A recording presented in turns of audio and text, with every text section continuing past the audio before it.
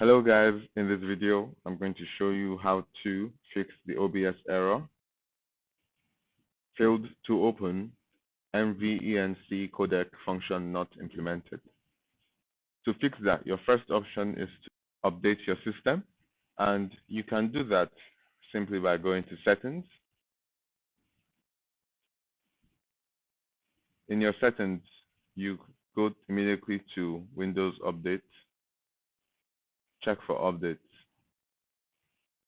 Once the updates are done, you might have to restart your PC, but the problem might and should be fixed by then. If it's not fixed by then, you have a second option. That is to go into your OBS Studio, go to Help,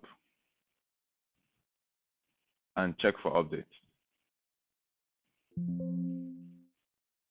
The third option is to search for Device Manager in Settings. Open it up.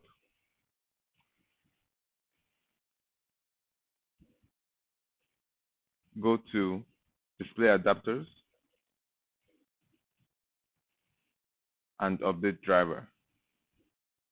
Then search automatically for drivers.